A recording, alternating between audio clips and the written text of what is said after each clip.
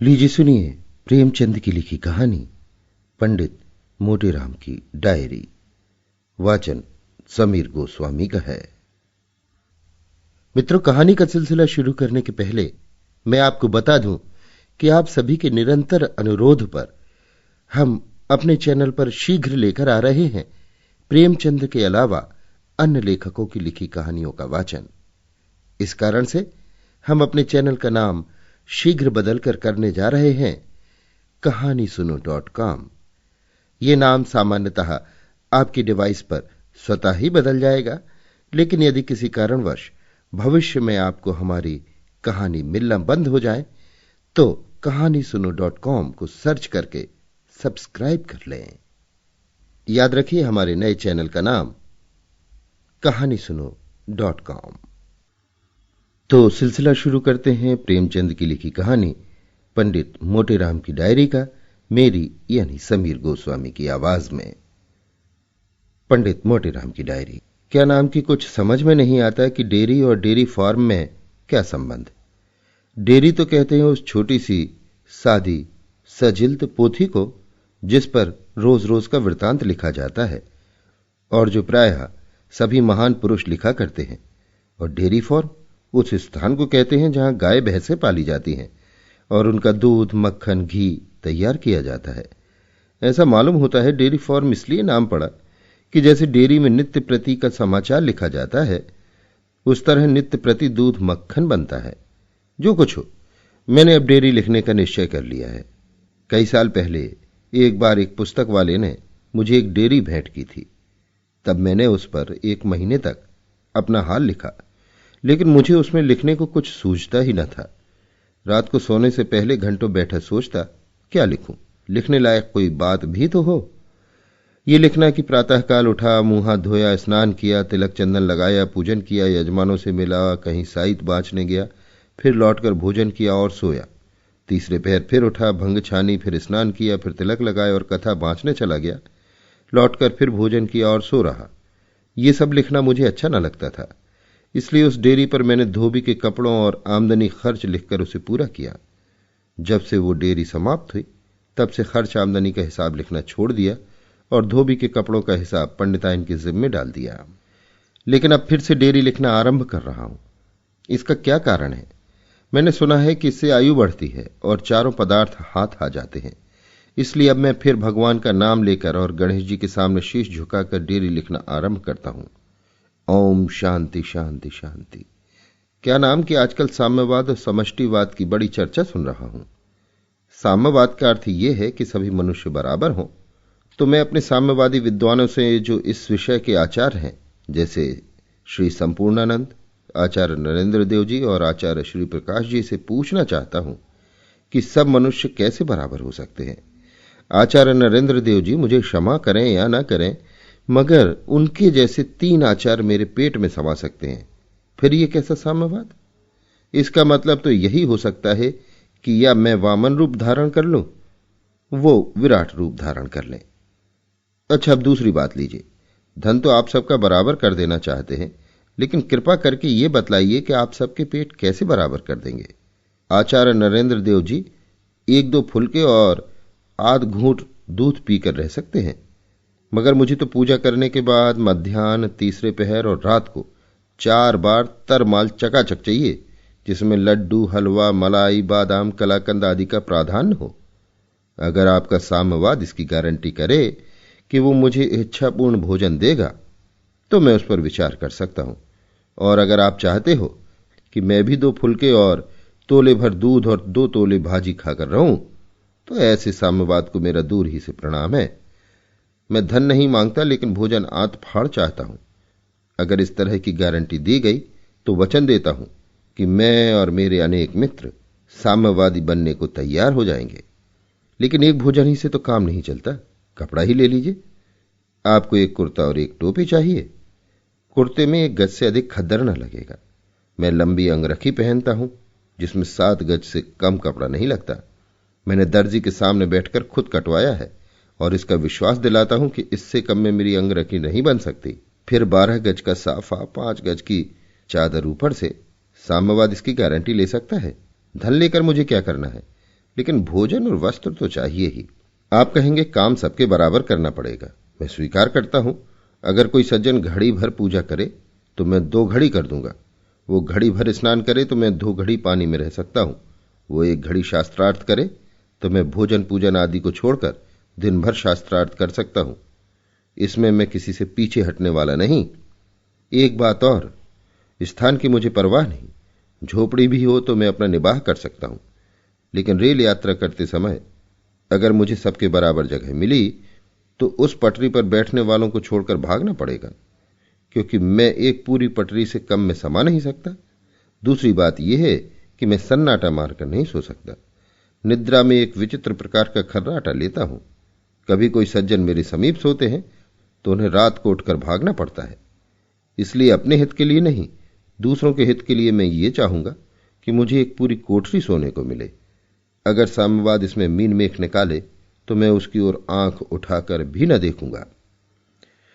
इतना लिख चुका था कि पंडिताइन आकर खड़ी हो गई और पूछने लगी, आज सवेरे सवेरे ये क्या लिखने बैठ गए? सेठ जी के लड़के की कुंडली क्यों नहीं बना डालते? व्यर्थ शास्त्रार्थ करके अपना मूड क्यों दिखवाते हो? मैं स्त्रियों का अपमान नहीं करता, मैं उन्हें घर की देवी समझता हूं। वे घर की लक्ष्मी हैं। घर गृहस्थी के सिवा उनसे किसी और बात में सलाह नहीं लेता। घर की लक्ष्मी को घर तक ही रखना चाहता हूं। राजनीति, समाज, धर्म आदि के विषय से उन्हें क्या मतलब? स्त्रियों को सिर चढ़ाने की इन मुट्ठी भर पढ़े लिखे बाबुओं को जो सनक सवार हुई है, मैं इसे पसंद नहीं करता। पंडिताइन भी एक दिन आधी बाह की जंपर पहने हुए निकली, जिससे आधी छाती दिखाई दे रही थी, तो मैंने उसी दम वो जंपर उतरवा कर छोड़ा। वो बहुत बिगड़ी, लेकिन मैंने भी रौद्र रूप दिखाया।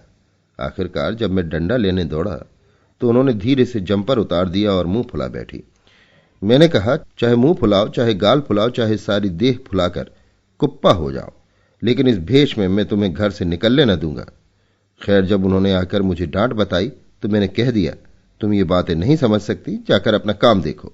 पंडिताइन बोली, तुमने 4 अक्षर पढ़ लिया तो बड़े समझदार हो गए।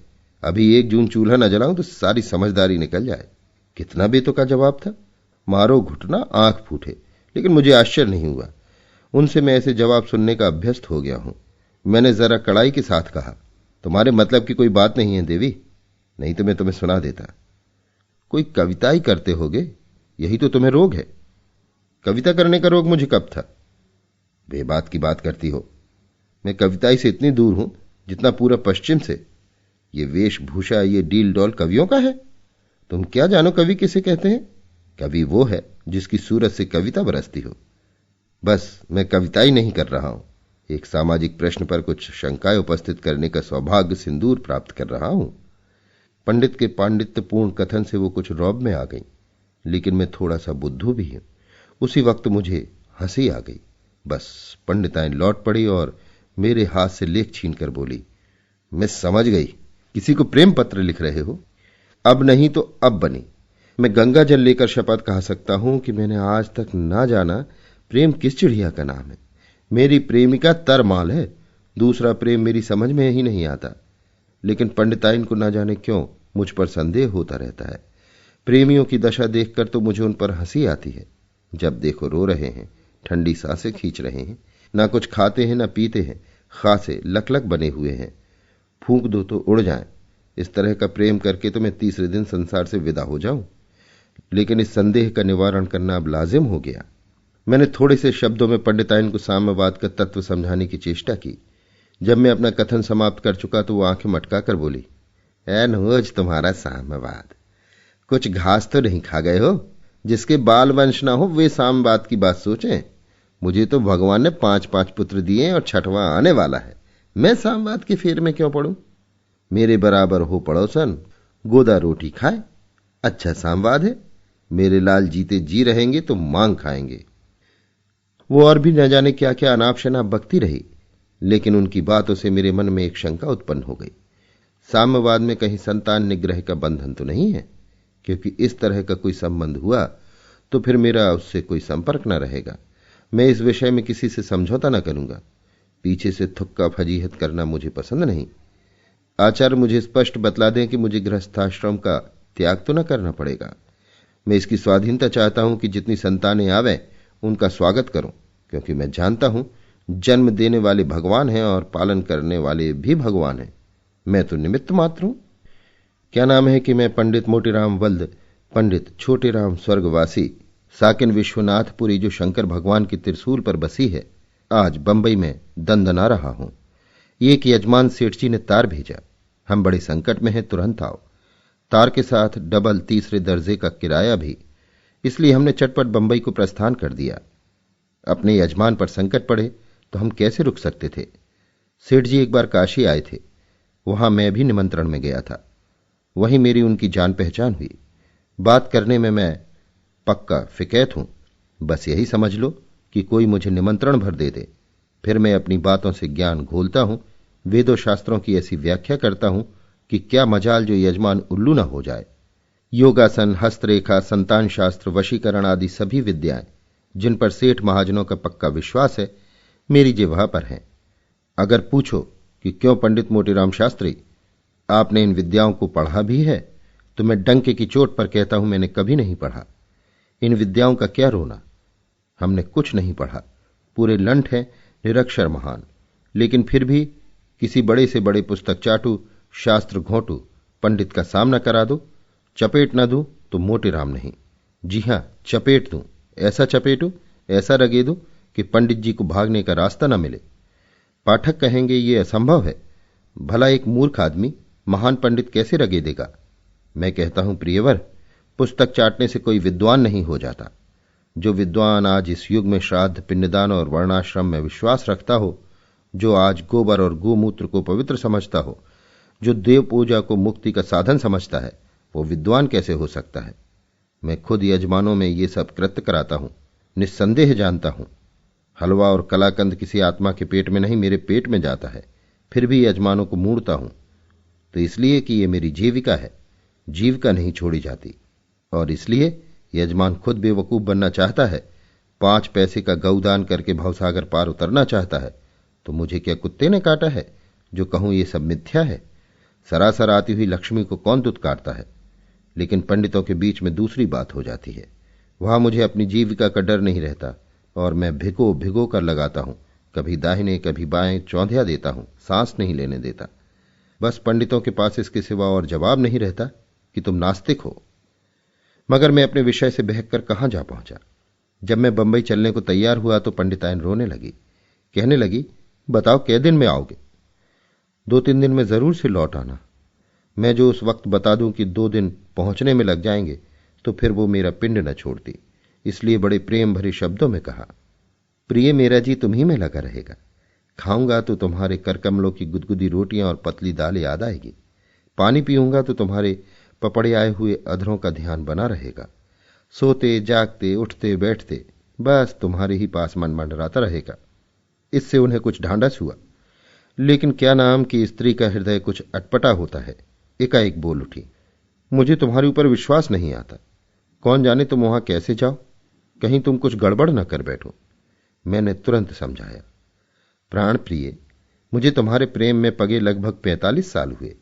क्या तुम समझती हो कि इतने दिनों में जो रंग जमा है वो 2-4 दिन में फीका पड़ जाएगा। कहां तुम्हारा ख्याल है। बोली, क्या जाने भाई, तुम मर्दों का हाल कौन जाने।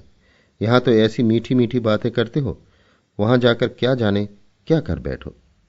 मैं वहां थोड़ी बैठी रहूंगी कि तुम्हारी देखभाल करती रहूं। मैं तो एक शरीयत पर जाने दूंगी कि तुम गंगा जल हाथ से लेकर कहो कि वहां कुछ गड़बड़ सड़बड़ न करूंगा। मैं मन में हंसा और गंगा जल लेकर कसम खाई, तब जाके पंडिताइन का चित्त शांत हुआ। चलने को तो चला, लेकिन हृदय मेरा भी कांपता था। प्रयाग तक तो मेरा मन ठिकाने रहा, लेकिन जब फिर भी बंबई का कहीं पता न चला तो मुझे रोना आ गया। भगवान, ये तो काला पानी है। दिन भर चला बंबई नदारत, रात भर चला बंबई नदारत। समझ गया कि काशी में मरना ना बदा था। मजे से गंगा स्नान करता था, विश्वनाथ के दर्शनों का पुण्य लूटता था और धेली 12 आने कहीं न कहीं से पीट ही लाता था। और यहां गाड़ी में बैठे न जाने किस लोक को चले जा रहे हैं। इतनी दूर तो चंद्रमा भी ना होंगे। मुझे भ्रम हो गया कि यात्री और रेल कर्मचारी सब मुझे धोखा दे रहे हैं। बंबई जरूर पीछे छूट गई। 12 कोई 10 बजे बंबई का नाम सुना, जान आई। देखा तो यजमान सेठ जी मेरा स्वागत करने के लिए खड़े थे। उन्होंने पालागन किया, मगर असीस कौन देता है, यहां तो चोला भस्म हो रहा था। मैंने ब्रह्म तेज से गरज कर कहा, तुमने मुझे लिखा क्यों नहीं कि बंबई लंका के पास है? अभी तक जल नहीं ग्रहण किया। प्राण छटपटा के निकलने जा रहा था। पारे मैंने योग बल से रोक लिया। मैं झूठ बोल रहा था। मैं रास्ते भर फलाहारी खाता रहा और रेल से उतरकर पानी पीता चला आ रहा था। लेकिन ऐसे यजमानों के सामने अपने नेक का डंका बजा देना फलदायक होता है। सेठ जी ने दौड़कर मेरी आधारी कंधे पर रखी और लगे घिघियाने। महाराज क्षमा किया जाए, मैं क्या जानता था कि महाराज को बंबई। मैंने फिर डांटा, महाराज को बंबई से क्या संबंध? अपने लोग तीर्थ स्थानों में रहते हैं कि राक्षसों के देश में? यहां वो रहे जो धन का लोभी हो। हम ब्राह्मणों को अपना धर्म प्यारा है। इस डांट से सेठ जी की नानी मर गई। बाहर आए तो मोटर खड़ी थी। बैठकर यजमान के घर चले। वाह रे बंबई, वहां तो आदमी पागल हो जाए। सड़कें ना जाने क्यों इतनी चौड़ी बनाई हैं। हमारी चौखंबे वाली कितनी गुलजार गली है कि वाह, यहां की सड़कें हैं कि बाली मियां का मैदान है। मगर बंबई का हाल फिर लिखेंगे। इस वक्त तो सेठ जी के संकट की कथा कहनी है, जिसके लिए हम इतनी दूर से बुलाए गए हैं। संकट ये कि सेठ जी ने सट्टा खेला है और चाहते हैं मैं कोई ऐसा अनुष्ठान करूं कि सेठ जी के पौवारा हो जाए। मामला गहरा है, कोई 1.5 लाख का। मैंने ये वृतांत सुनकर ऐसा गंभीर मुंह बनाया मानो सब कुछ मेरे हाथ में है। फिर बोला, सेठ जी आप जो हैं सो मेरे यजमान हैं, और मुझे जो कुछ विद्या आती है उसमें कुछ उठा न रखूंगा।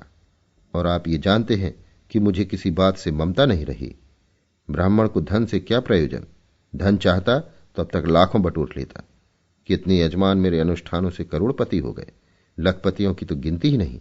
मैं वही ब्राह्मण का ब्राह्मण बना हूं तो बात क्या है? हम ममता को पास नहीं आने देते। 750 कोस से ही ललकारते हैं, खबरदार जो इधर मुंह किया। हां, बात इतनी है कि अनुष्ठानों में पैसे खर्च होते हैं। अगर यही अनुष्ठान विधि पूर्वक करूं तो 150-200 से कम खर्च ना होंगे, ये समझ लीजिए। लेकिन मैं इस 65 साल की अवस्था में भी पौंगा ही रहा। मैंने 150-200 अपनी समझ से बहुत कहे थे। इससे ऊंचे जाने की मुझे हिम्मत ही ना पड़ी। कभी इतना बड़ा शिकार तो फंसा नहीं था। उसके दांव घात क्या समझता। सेठ जी का मुंह लटक गया। उन्होंने 10-12 हजार का अनुमान किया था। 150-200 सुनकर मेरी सारी प्रतिष्ठा उनके हृदय से निकल भागी। क्या स्वर्ण संयोग दिया था भगवान विश्वनाथ ने, लेकिन तकदीर खोटी है तो उनका क्या बस। 10,000 कह देता तो जन्म भर के लिए अयाच हो जाता। बोलते बोलते बोला, क्या 150-200? धत तेरे पोंगापन का सत्यानाश हो। अब तो यही जी चाहता है कि जाकर समुद्र में कूद पड़ूं। उसी दिन एक दूसरे घोंघानाथ शास्त्री के नाम तार गया। अब यह पट्टा आकर इन सेठ जी को मूड़ेगा। 20,000 से कम न लेगा। लेकिन अब पछताने से क्या होता है। फिर भी मैंने सोचा, बला से मैं नहीं पा रहा हूं, कोई दूसरा क्यों ले जावे। मेरा क्या, यह धर्म नहीं है कि अपने यजमान की इन लुटेरों से रक्षा करूं। बोला, मैंने केवल सामग्री का मूल दिया, दक्षिणा में लेता नहीं। 1,000 रुपये विप्रों की दक्षिणा भी समझ लीजिए। सेठ बोले, उससे कोई मतलब नहीं, वो तो यहां से अलग दिया जाएगा। आपकी सामग्री तो कुल 200 की होगी। मैंने कहा, बस इससे अधिक नहीं होगी। हां, ऐसे लोगों को भी जानता हूं जो इसी अनुष्ठान के लिए 10,000 15,000 तक ले लेंगे। लगेगा तो 250-300, शेष अपने पेट में ठूस लेंगे। इसलिए ऐसे धूर्तों से सचेत रहिएगा। लेकिन सेठ के कंठ तले ये बात न धसी। बोला, ये आप क्या कहते हो शास्त्री जी? गुड़ जितना ही डालो उतना ही मीठा पकवान होगा। आपका अनुष्ठान 200 का है, आप कीजिए, लेकिन बिना बड़े अनुष्ठान के मेरा काम न चलेगा। अब भी मुझे अपना उल्लू फांसने का मौका था। कह सकता था, सेठ जी आपका काम तो छोटे अनुष्ठान से ही निकल सकता है, लेकिन आपकी इच्छा है तो मैं महा महा महा मृत्युंजय पाठ और ब्रह्म प्रवीक्षक क्रिया भी कर सकता हूं। हां, उसमें कोई 13,500 का खर्च है, मगर ये तो अब सूझ रही है। उस वक्त अक्ल पर पत्थर पड़ गया था। मेरी भी विचित्र खोपड़ी है, जब सूझती है अवसर निकल जाने पर। मैंने ये निश्चय कर लिया कि पंडित घोंघानाथ को बिना 10-5 हिस्से दिए न छोड़ूंगा। या तो बेटा से आधा रख लूंगा, या फिर यहीं बंबई के मैदान में हमारी उनकी ठनेगी। वो विद्वान होंगे। यहां सारी जवानी अखाड़े में कटी है, भुरकुस निकाल दूंगा। अपनी इस पिछिल सूझता पर पछता रहा था कि एक डाकिया एक तिकोना सा बेरंग लिफाफा लाकर मुझे दे गया। समझ गया पंडिताइन की कृपा है। आज ये पत्र हाथ में लेकर मुझे सचमुच उनकी याद आ गई। बेचारी ने मेरे साथ 45 साल काट दिए। और मैं बराबर उसे बातों में टालता रहा। आंखें सजल हो गईं। पत्र खोला। लिखा था, स्वस्ति श्री सर्व उपमा योग। सो तुम जाए के बंबई में बैठी रही हो, कान में तेल डाल के। हमका रोज सपना दिखात है, डरन के मारे नींद नहीं आवत है। कतो तुम कुछ गड़बड़ी ना करी बैठो, यही चिंता में हमार प्राण सूखा जात है। तुम कहियो हम 65 साल के हो गए, अब का जन्म भर गड़बड़ी करत रही वे। मुला सुने थे बेदन सब ऐसा इस बिरवा ने कारण है कि वही का खाए के मन ही बोराए जात है। एक बेद झांसी में है, एक और कतो है। तुम्हार हाथ जोरे थे, तुम कोनो खद न खायो। तुम गंगा जल उठाए के जो परन कीनो, वही के निबाह करके परी। हम तुमका साड़ न बने दे। लीजिए साहब, अब मैं साड़ हो गया। कमर सीधी होती नहीं, 1.5 सेर मलाई भी नहीं पचाए पचती, और वहां पंडिताइन मुझे साड़ बना रही हैं। सो यहां भी अपनी ही भूल है। मैं पंडिताइन के सामने अपनी जवामर्दी और पुरुषार्थ की डींग मारा करता हूं। वो गऊ क्या जाने, वो लबाड़िया है। मैं जो कुछ कहता हूं उसे ब्रह्म बाक समझ बैठती है, और उसका ये फल है।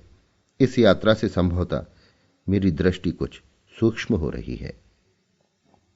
क्या नाम कि जब मैंने देखा कि अब तो मुझसे भूल हो ही गई और मुझे बहुत खींचतान करने पर भी 2 से बेशी न मिलेंगे, तो मैंने सोचा लाओ और कुछ ना सही तो इसके 150 रुपए भोजनों में ही बिगाड़ दो। ये भी क्या समझेगा कि किसी से पाला पड़ा था। बस मैंने शंकर भगवान का सुमिरन किया और विनती की, हे उमापति, अब तुम ही मेरी रक्षा करो। मैं तो अब प्राणों से हाथ धोकर भोजन पर जुटता हूं। नाश्ता आया तो मैंने कह दिया, मुझे आपके महाराज के हाथ की बनी चीजों में कोई स्वाद नहीं आता। मुझे तो आप सामग्री दे दीजिए, मैं अपना भोजन आप पका लूंगा। भंडारी ने कहा, जैसी आपकी इच्छा, जो आज्ञा हो वो हाजिर करूं। मैंने नाश्ते का नुस्खा बताया। 1.25 सेर ताजा मक्खन, आध सेर बादाम, आध सेर पिस्ते, आध तोले केसर, सेर भर सूजी और सेर भर शक्कर। भंडारी मेरा मुंह ताकने लगा। मैंने कहा, मुंह क्या ताकते हो, क्या बांध कर ले जाने को मांगता हूं? जाकर चटपट लाओ। बस मैंने घोटी भंग और चढ़ाया गोला और विश्वनाथ का नाम लेकर हलवा बनाने बैठ गया। शंकर की दया से ऐसा स्वादिष्ट पदार्थ बना कि क्या कहूं। पालथी मार के जो बैठा तो आध घंटे में साफ, मक्खी के लिए भी न बचा। भंडारी के होश उड़ गए। दोपहर को फिर मैंने पूरियां पकाई, आधो आध मोयन देकर। रात को कुछ खाने की इच्छा न होने पर भी मैंने 1.25 सेर मलाई चढ़ा ली। लेकिन अब वो जवानी तो है नहीं कि ईंट पत्थर जो पेट में पहुंच जाए वो सब भस्म। तीसरे ही दिन मुझे उदर विकार के लक्षण दिखे। मैंने सोचा यहां किसी से कहता हूं तो सब यही कहेंगे कि ब्राह्मण की जात खाने के पीछे प्राण दे रहा है। इसलिए मोहल्ले में ही एक डॉक्टर के पास पाचक बटी लेने चला गया। बड़ा भारी मकान, मोटर, फोन। मैंने अपना परिचय दिया तो डॉक्टर ने मुझे गौर से देखा और बोले, काशी से आता है? मैंने कहा, हां साहब, विश्वनाथ जी आपको प्रसन्न रखें। यहां कुछ भोजन प्रकृति के अनुकूल न मिलने के कारण पाचन दूषित हो गया है, कोई औषधि प्रदान कीजिए। डॉक्टर मुझे एक अलग कमरे में ले गया और एक मेज पर लिटाकर मेरा पेट टटोलने लगा। फिर सीने की परीक्षा की, पीठ ठोकी, आंखें देखी, जीभ निकलवाकर परीक्षा ली। इस तरह कोई आध घंटे तक मेरी दलेल करने के बाद बोला, वेल पंडित जी, आपको कुछ टीबी के आसार मालूम देता है, आपको उसका दवाई करने होगा। हम टीबी का स्पेशलिस्ट है, आपको अच्छा कर सकता है, पर आपको अभी एक दूसरा डॉक्टर के पास अपने खून का मुलाहाजा कराना होगा। बिना खून देखे हम कुछ नहीं कर सकता। हम आपको चिट्ठी देता है, आप डॉक्टर सूबेदार के पास जाएं, वो चौपाटी में रहता है। हम चिट्ठी देता है, आपके ब्लड का मुलाहाजा करके हमको लिखेगा। मेरे होश फाख्ता हो गए। पंडिताइन की याद आई, भगवान, क्या बंबई में मेरी मिट्टी की दुर्दशा करोगे? आया था कि कुछ कमा कर जाऊंगा, सो यहां जान पर बीता चाहती है। अभी काशी से चला हूं तो कोई बात न थी, खासा साठा पाठा बना हुआ था कि बंबई का पानी है और कुछ नहीं। दुबे विजयानंद ने कहा था, बंबई का पानी खराब है, जरा संभल कर रहना। लेकिन ये क्या जानता था कि 10-5 दिन में ही सिलधरे लेता है। लेकिन अब पछताए क्या होता है। चलो लहू भी दिखा लो, और फिर डर किस बात का है। मर ही तो जाएंगे, यहां अमर कौन है। जरा कच्ची गिरस्ती है, यही चिंता है। अगर जानता कि अंत इतना निकट है तो पिछले 2 लड़के क्यों होते और तीसरा गर्भ में क्यों रहता। लेकिन हरि की इच्छा। तुलसीदास जी ने कहा भी तो है, सुत बनता दी जानी स्वारथ रत, ना करू नेह सबहि थे, अंतहु तो जी तजेंगे पामर, तू ना तजे अबहि थे। मैं यहां से चला तो दिल बहुत छोटा हो गया था, लेकिन डॉक्टर साहब ने तुरंत टोका, हमारा फीस 32 रुपया हुआ। सेठ जी के पास बिल भेज देगा ना? अगर अभी तक यमराज न आए थे तो अब आ गए। 32 रुपया फीस, जो उम्र में कभी नहीं दी। वेद डॉक्टर को अमीर लोग पैसा देते हैं, हम शंकर के उपासक तो केवल आशीर्वाद से काम निकालते हैं। काशी में जब भी काम पड़ता था, doctor Chaudhary, doctor Banerjee, doctor Seth आदि जिसके पास चला गया दवाई ले आया, ऊपर से रुपये 8 आने विदाई झटक लाया। और यहां जरा सी परीक्षा की तो 32 रुपया फीस। आंखों तले अंधेरा छा गया, लेकिन फिर सोचा अब तो मर ही रहे हैं, रुपए पैसे के माया मोह में क्या पड़े हो। 32 रुपया खर्च हुए तो हुए, मालूम तो हो गया कि तपेदिक हो गया है। नहीं यों ही एक दिन चल देते, किसी को पता न चलता, दवा दारू करने की नौबत ही ना आती। भला दवा करने का अवसर मिल गया, और आदमी कमाता ही किस लिए है। लेकिन यह पूछ लेना आवश्यक मालूम हुआ कि डॉक्टर सूबेदार को तो कुछ न देना पड़ेगा। अतएव मैंने इस विषय का प्रश्न किया। डॉक्टर साहब जोर से हंसे, बोले, तुम काशी का विद्वान लोग बड़ा मजाक करता है। काशी के एक पंडित को दक्षिणा देने से सब पंडित तो नहीं प्रसन्न हो जाएगा, बोले। हमने कलेजा थाम कर पूछा, तो उनकी क्या फीस होगी? उसका फीस केवल 10 रुपया है। मैंने मन से कहा, चलो मन, ये 10 रुपया भी गम खाओ। बंबई में जो कमाना है वो सब देकर भी प्राण बचे तो समझना चाहिए नया जीवन पाया। नहीं यहीं बैठे बैठे टें हो जाएंगे, कोई रोने वाला भी न मिलेगा। उस वक्त ऐसा वैराग्य सवार हुआ कि सब छोड़ छाड़ कर निकल भागूं। कबीर का वो पद याद आया जिसे पढ़कर मैं कभी कभी हंसा करता था, धूर्तताई में जीवन कट गया, अब इस काया की क्या दुर्दशा होगी भगवान। दीवाने मन भजन दुख पे हो, पहला जन्म भूत का पे हो, 7 जन्म पछते हो। कीरा पर के पानी पे हो, प्यासन ही मरी जय हो। दूजा जन्म सुबह का पे हो, बाग बसेरा ले हो। टूटे पंख बाज मडराने, अधफड़ प्राण गवे हो। बाजीगर के बानर हुई हो, लकड़े नाच नचे हो। ऊंच नीच के हाथ पसारी हो, मांगे भीख न पे हो। तेलिन के घर बेला हुई हो, आंखें ढांप ढेपे हो। कोस 50 घरे मां चली हो, बाहर होन न पे हो। 5वां जन्म ऊंट का पे हो, बिन तोले बो लदे हो। बैठे तो ठन्ना पे हो, खुरच खुरच मर जे हो। धोबी काट के गधा हुई हो, कटी घास न पे हो। लादी लादी आपू चढ़े बैठे, लेके घाट पहुंचे हो। आखिर यही कहना पड़ा कि हाँ सेठ जी के पास बिल भेज देना। फिर वहां का पता पूछता हुआ डॉक्टर सूबेदार के पास पहुंचा। कोई 10 बज गए थे, पेट में मीठा मीठा दर्द होने लगा था, लेकिन सोचा इस झमेले से निबट लो, फिर विश्वनाथ जी की जैसी इच्छा होगी वो तो होगा ही। डॉक्टर सूबेदार युवक से लगते, कोट पैंट से लैस। मैंने पत्र जो दिया आपने ले जाकर भीतर के कमरे में लिटा दिया, और ऐसे जोर से मेरी बाह में सुई चुभो दिया कि मैं ऐंठ कर रह गया। बाह में से रक्त निकल पड़ा। उसने एक शीशे से नलकी में ले लिया और मेरी बाह में कुछ पोत कर एक तीसरी कोठी में जाकर न जाने क्या करता रहा। फिर आकर बोला, वेल पंडित जी, आपके ब्लड में टीबी का जर्म दिखाई देता है। आपको किसी पहाड़ पर जाना होगा और वहां आराम से रहना होगा। आपको पढ़ना लिखना बंद करना होगा। लेकिन अभी हम कुछ ठीक ठाक नहीं कह सकता। आप डॉक्टर घोड़ेपुरकर के पास जाएं, वो आपका यूरिन देखेगा, उसका रिपोर्ट लेकर तब हम अपना रिपोर्ट देगा। तब आप डॉक्टर लंपट के पास जाएगा, फिर वो आपको कुछ कहेगा, वो आपको करना होगा। मेरे बदन में आग लग गई। जी में तो आया मारूं गोली इन डॉक्टरों को और चलकर 2 पैसे की हरण मंगवाकर उसकी फंकी फांक लूं। मरना ही बदा है तो सारी दुनिया के डॉक्टर भी तो नहीं जिला सकते, लेकिन जान का लोभ बड़ा बलवान होता है। उनकी चिट्ठी लेकर पता पूछता हुआ चला डॉक्टर घोड़ेपुरकर के पास। इसने मुझसे एक चौंगे में लघुशंका करवाई और बड़ी देर तक न जाने क्या करता रहा। फिर मुझे रिपोर्ट लिख कर दी और कहा, डॉक्टर सूबेदार के पास जाइए। सूबेदार के पास फिर पहुंचा तो 3 बज गए थे।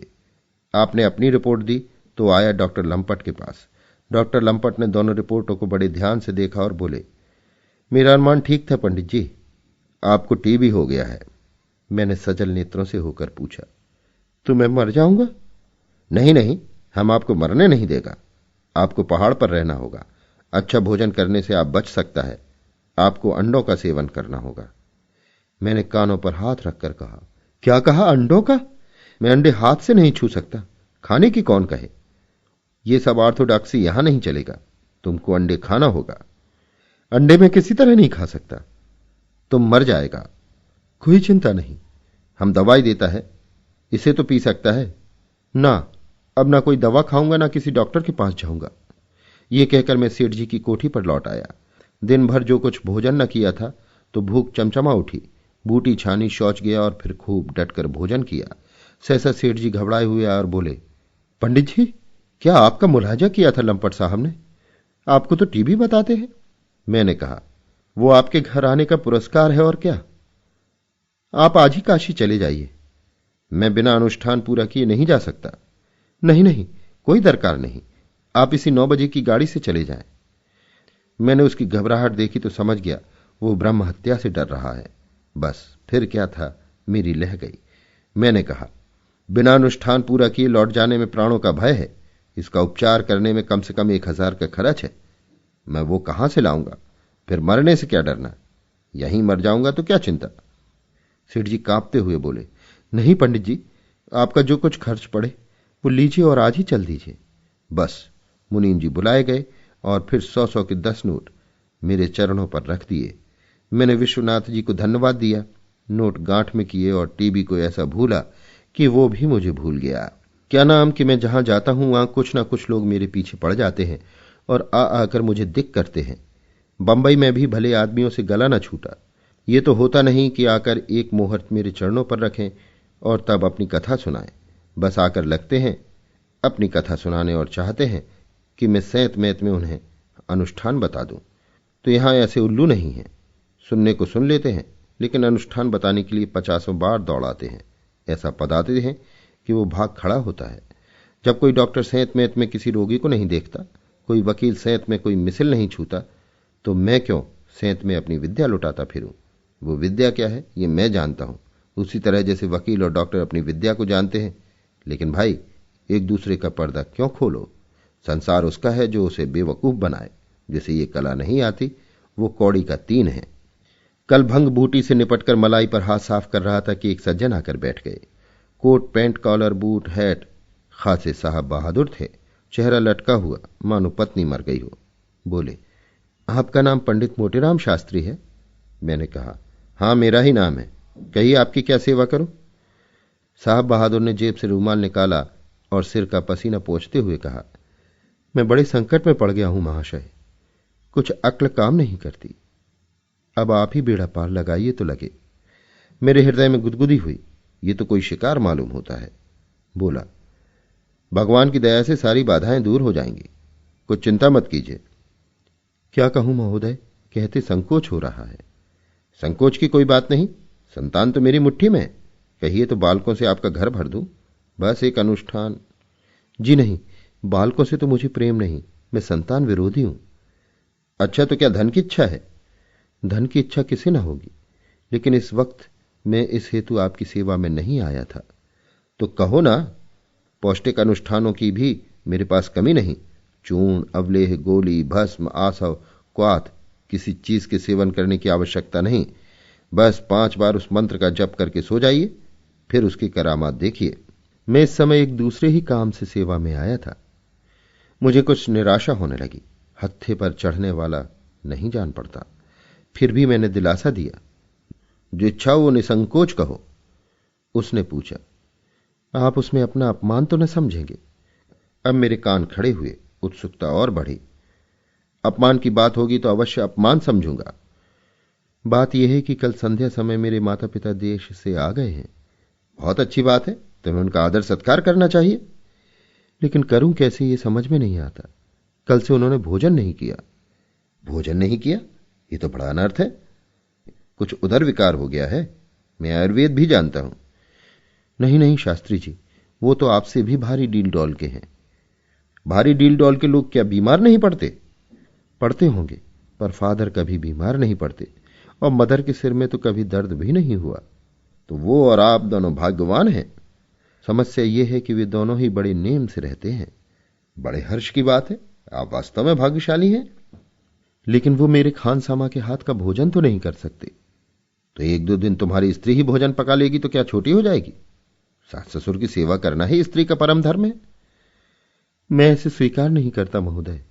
बुरा न मानिएगा, आप 100 बरस की पुरानी बात कह रहे हैं। सास ससुर को ऐसी जरा जरा सी बातों के लिए पुत्र और पुत्रवधू को संकट में न डालना चाहिए। समय बहुत आगे बढ़ गया है, अब ऐसे माता पिता के लिए स्थान नहीं रहा। ये आप बहुत ठीक कह रहे हैं, लेकिन जब माता पिता 2 ही 4 दिन के लिए आए हैं तो स्त्री को थोड़ा सा कष्ट भी तो सह लेना चाहिए। इस पर सज्जन ने कुछ भौं में सिकोड़ कर कहा, लेकिन भोजन पकाने का उन्हें अभ्यास नहीं है श्रीमान। जब कभी खानसामा बैठ जाता है तो हम लोग होटल में खा लेते हैं। एक बार घर में रुपए ना थे और होटल में नगद दाम देना पड़ता है, इसलिए स्त्री ने सोचा कुछ पका लें, तो साहब आटा ऐसा हो गया जैसे गाढ़ा दूध और चावल जलकर कोयला हो गया। उस पर 3 दिन श्रीमती जी के सिर में दर्द होता रहा, हार कर हमें फांका करना पड़ा। तो साहब फिर वो विपत्ति नहीं मोल लेना चाहता। न जाने क्यों होटल में खाना खाते इन लोगों की नानी मरती है। मैं इसे उनकी कोरी इज्जत समझता हूं। माँ बाप हैं, क्या कहूं। क्या आप इतनी कृपा न करेंगे कि 1-2 दिन जब तक वो लोग यहां रहें उनका भोजन पका दें? आपको कष्ट तो होगा, लेकिन आप ब्राह्मण हैं और ब्राह्मण को परोपकार के लिए अपने कष्ट की परवाह नहीं होती। मेरा खून खौल उठा, जी में आया उठा के पटक दूं, लेकिन मैंने सब्र किया। क्या कदर की है आपने ब्राह्मण की, और मजा यह है कि इस मूर्ख को मुझसे ऐसी बातें कहते संकोच भी ना हुआ। मुझे चुप देखकर उसने कहा, क्या बुरा मान गए? मैंने कहा, नहीं, बुरा क्या मानूंगा, लेकिन आपने इस काम के लिए किसी पानी पानी को पकड़ा होता। मुझे आप शायद नहीं जानते। उसने कहा, मैं आपको खूब जानता हूं, आप काशी के शास्त्री हैं। जब मैं हॉस्टल में था तो एक काशी के शास्त्री मेरे सहपाठी थे। वो बराबर अपना भोजन आप पकाया करते थे, और जब कभी हमारे मेस का रसोईयादार बीमार पड़ जाता या भाग जाता तो वो मेरा भोजन पका देते थे और आग्रह करके खिलाते थे। इसलिए मैंने आपसे ये प्रार्थना की। मेरे पास इसका क्या जवाब था? पुरखों ने जो किया है उसका तावान तो देना ही पड़ेगा। मैंने कहा, आपकी इच्छा है तो मैं चलकर भोजन बना दूंगा, लेकिन एक शर्त है, अगर आप उसे स्वीकार करें। कहिए कहिए, आप जो कुछ कहेंगे वो मुझे स्वीकार है। आज मेरी लाज रख ली। मैं रसोई में बैठकर बताता जाऊंगा, काम श्रीमती जी को करना पड़ेगा। लेकिन उनके सिर में दर्द हुआ तब? उसकी दवा मेरे पास है। सिर में चक्कर आ जाए, आंखों के सामने अंधेरा छा जाए, मैं बात की बात में अच्छा कर सकता हूं। और जो उन्हें गर्मी लगे, आप खड़े पंखा झलते रहिएगा। और उन्होंने क्रोध में आकर आपको कुछ कह दिया तो मुझे भी क्रोध आ जाएगा, और क्रोध में मैं लाट साहब को भी कुछ नहीं समझता। हां, इतना कह सकता हूं कि इसके बाद उन्हें फिर क्रोध ना आएगा। और जो उन्होंने बहस शुरू कर दी, उनकी दलीलों का आप जवाब दे सकते हैं। वाह, और मैंने उम्र भर किया क्या है? पहले तो दलील का जवाब दलील से देता हूं, जब इससे काम नहीं चलता तो हाथ पांव से भी काम लेता हूं। कितने ही शास्त्रार्थों में सम्मिलित हुआ हूं और कभी परास्त होकर नहीं आया। बड़े बड़े महामहोपाध्यायों को गुड़ हल्दी पिलाकर छोड़ दिया। सज्जन ने एक क्षण तक विचार किया और फिर आने का वादा करके चले गए। तब से अब तक सूरत नहीं दिखाई। अभी आप सुन रहे थे प्रेमचंद की लिखी कहानी पंडित मोटेराम की डायरी। वाचन समीर गोस्वामी का था।